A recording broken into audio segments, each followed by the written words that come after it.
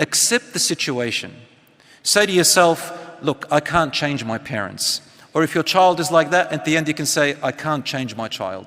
But work with what you can work with them. Yani avoid the harm, work with them in the way that you connect. Number 3, don't retaliate, as I said to you before. Number 4, look for your future as a hope. Alhamdulillah, you got your whole life ahead of you.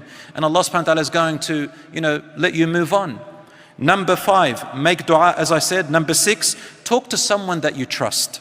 Don't just isolate yourself. Some people, they say, I'm either, they talk about cutting off. They say, I'm going to abandon my parents. I'm going to abandon my children. I'm going to abandon my relatives. Habibi, you don't have to abandon everything. Keep a little string of hair between you and that person. Don't cut them off completely, because then you never know what Allah subhanahu wa ta'ala will change. And number 7, look after yourself.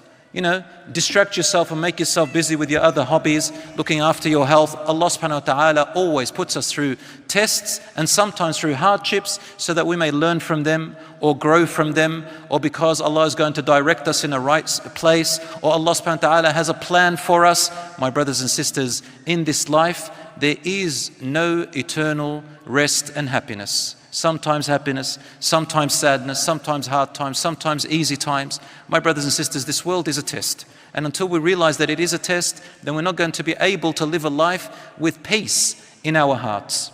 And I finish it with this beautiful story of an imam who I used to follow when I was a child, rahmatullah alayhi. He passed away. I'll say his name, you won't know his name, Sheikh Ahmed al-Qattan. He's from Kuwait, which I grew up as a child listening to him. He had a father who was, I think he described him as more of a communist.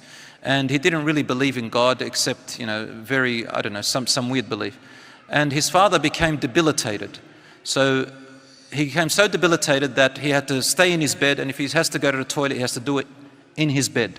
So this child, Sheikh, he became religious and he became an imam, and the father was extremely harsh to him. He used to swear at him, degrade him, talk badly about him. He would swear at his religion. He would swear at his, every time he read the Quran, he would put him down in every way, shape or form. He said, Father, please don't say that, but his father wouldn't listen. So what did the Sheikh do? He said, I continued my journey that Allah is pleased with me, and I did my duty as a son for my father. And if I was harmed, I would just avoid the harm as much as I can. He said, I made a hole under his bed, and we used to have a bucket in there where he used to, relieve himself because his bowels weren't working. He didn't have control over them. He said, one day, the bucket, I was cleaning it, and it was somewhere, and then my father needed to relieve himself. He says, so then I put my hands under him. And everything inside him came into my hands. And I didn't complain. I took it and I washed my hands. And my father, for the first time, looked at me and he got teary. He says, son, I've been degrading you, putting you down all your life. And you would do this? Why? Why would you do that? And he said, it is Islam, my dad. I only want to please Allah, Dad. I want to enter paradise, Father. And you are the way that Allah has given me as a test through it.